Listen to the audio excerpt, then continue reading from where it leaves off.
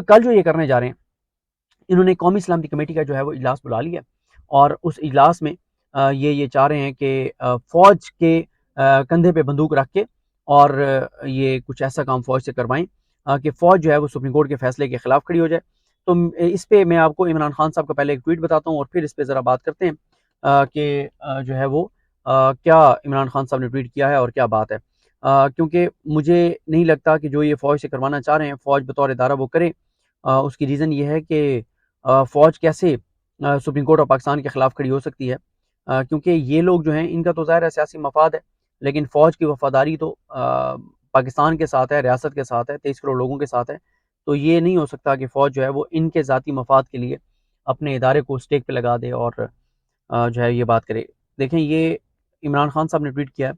کہ اب پوری طرح سے واضح ہو چکا ہے کہ پی ڈی ایم ہر حال میں انتخابات سے فرار ہی چاہتی ہے۔ یہ سپریم کورٹ کے حوالے سے غیر آئینی قانون لے کر آئے اور انہوں نے عدلیہ کے خلاف قومی اسمبلی میں ایک قرارداد منظور کی۔ اب انتخابات کو التوا میں ڈالنے کی کوشش کرنے اور سیکیورٹی کو اس کے ایک جواز کے طور پر استعمال کرنے کے لیے کل قومی سلامتی کمیٹی کا اجلاس طلب کیا گیا ہے۔ ان کا یہ اقدام مسلح افواج کو عدلیہ ہی نہیں بلکہ براہ راست قوم کے سامنے لا کھڑا کرے گا۔ بالکل عمران خان نے درست کہا ہے۔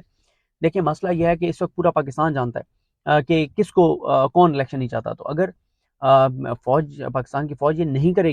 کرے گی کہ وہ سپریم کورٹ کے سامنے کھڑی ہو جائے، قومی سلامتی کمیٹی کے اجلاس میں تمام سروسز چیفز جو ہیں وہ یہ بات کرتے ہیں، مجھے یہ بالکل نہیں لگتا۔ فوج کو یہ کرنا بھی نہیں چاہیے، اور اسٹیبلشمنٹ کو ایک چیز دیکھنی چاہیے۔ ان کے لیے مشکل وقت ہے، ظاہر ہے شہباز شریف ان سے چاہ رہے ہیں، بلکہ وہ کسی نے کمنٹ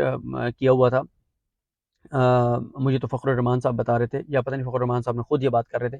کہ آرمی چیف کا آج بیان آیا ہے کہ فوج جو ہے وہ تمام خطرات سے نمٹنے کے لیے اور مقابلہ کرنے کے لیے مکمل طور پر تیار ہے۔ تو شہباز شریف کہہ رہے ہیں کہ ہمارے لیے تو اس وقت ایک ہی خطرہ ہے الیکشن، تو بس اس کے لیے آپ اس کو رکوانے کے لیے آپ تیار ہیں یا نہیں ہیں، اس کے خلاف آپ لڑنے کے لیے تیار ہیں یا نہیں ہیں۔ تو بات یہ ہے کہ